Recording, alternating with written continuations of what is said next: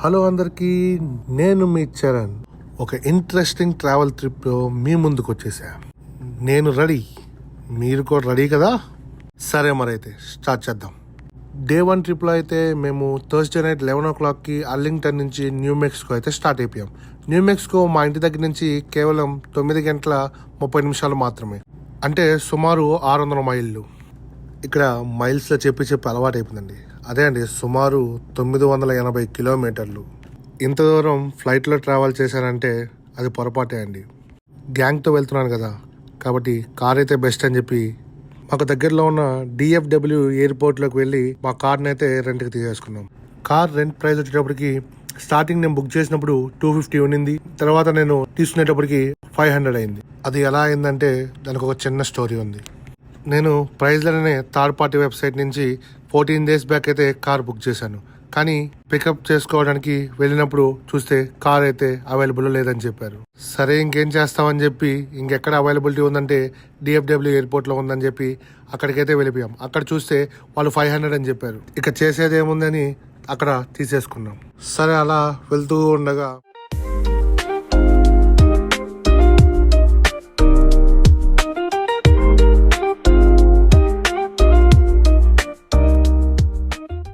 Three 300 miles తర్వాత new మెక్సికోకి అయితే enter అయిపోయాం. చూస్తున్నారుగా, కాప్స్ అయితే వెహికల్స్ మ్యాప్ చెక్ చేస్తున్నారు. మా టైం బాగుండి మమ్మల్ని అయితే ఆపలేదు.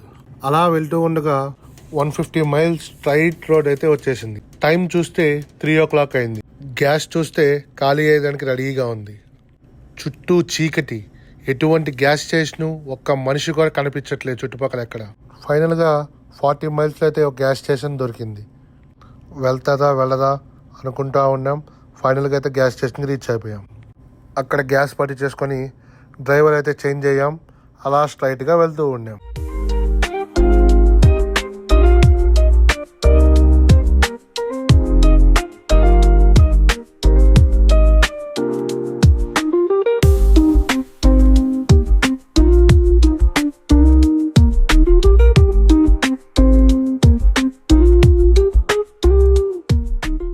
అక్కడి నుంచి 100 మైళ్ళు అయితే స్ట్రైట్గా వచ్చేసాం.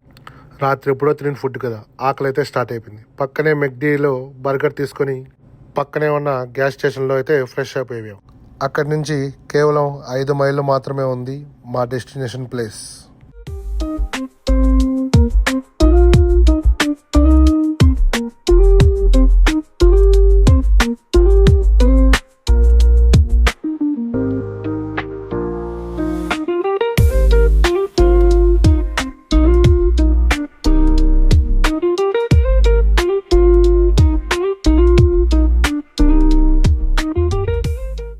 ఫైనల్గా వైట్ శాండ్ నేషనల్ పార్క్ అయితే రీచ్ అయిపోయాం. లోపలికి వెళ్ళాం. ఇక్కడ ఇన్ఫర్మేషన్ తెలుసుకున్నాం. వాళ్ళు ఒక పేపర్లో మ్యాప్ ఇచ్చారు, దాన్ని ఫాలో అయిపోమన్నారు. అలా పేపర్ తీసుకొని బయటకు వచ్చేసి మ్యాప్ అయితే స్టడీ చేస్తున్నాం. అక్కడ నుంచి స్టార్ట్ అయ్యాక అక్కడ దారిలో ఫీ స్టేషన్ ఉంది. అక్కడ $25 ఎంట్రీ ఫీజు అన్నారు. అది కట్టేసి అక్కడి నుంచి లోపలికి అయితే వెళ్ళిపోయాం.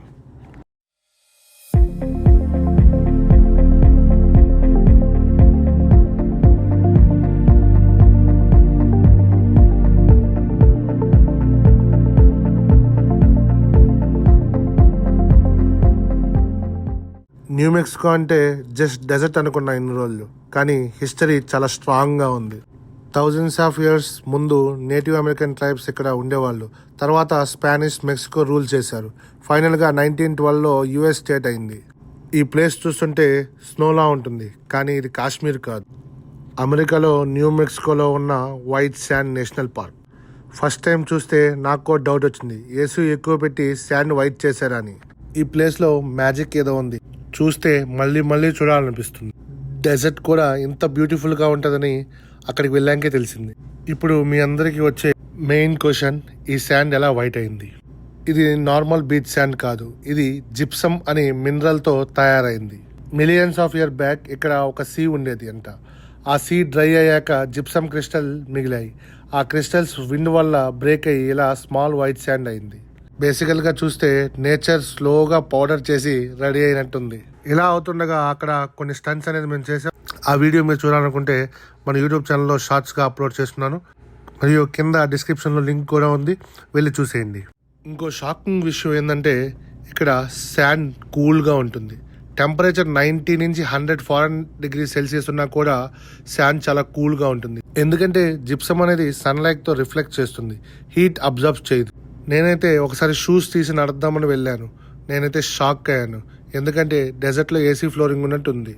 సరే అక్కడ కొద్ది టైం స్పెండ్ చేసి అక్కడి నుంచి అయితే నెక్స్ట్ ప్లేస్కి స్టార్ట్ అయిపోయాం. మా నెక్స్ట్ ప్లేస్ వచ్చేటప్పటికి అరిజోనాలో ఉన్న గ్రాండ్ కెనియన్. ఈ ప్లేస్కి వెళ్ళాలంటే ఇక్కడ నుంచి సుమారు 6 గంటల 40 నిమిషాలు పడుతుంది.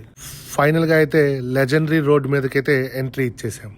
అదే అండి ఫేమస్ రోడ్, యుఎస్ రూట్ 66. 1962లో స్టార్ట్ అయిన ఈ రోడ్ చికాగో నుండి కాలిఫోర్నియా వరకు 2400 మైల్స్ దూరంలో ఉంటుంది. అప్పట్లో అమెరికాలో మైగ్రేషన్ టైంలో ఈ రోడ్ లైఫ్ లైన్గా ఉండేది. అందుకే దీన్ని మదర్ రోడ్ అని అంటారు. డ్రైవ్ చేస్తుంటే old mortals, vintage petrol bunks, retro boats and full 1950s vibe లాగా ఉంటుంది. ఈ రోడ్లో వెళ్తూ ఉన్నప్పుడు నేను కొన్ని హిస్టారిక్ ప్లేస్లో ఆగాను. ప్రతి ప్లేస్కి ఒక స్టోరీ ఉంది ఇక్కడ. అలా సరదాగా వెళ్తూ ఉన్నాం.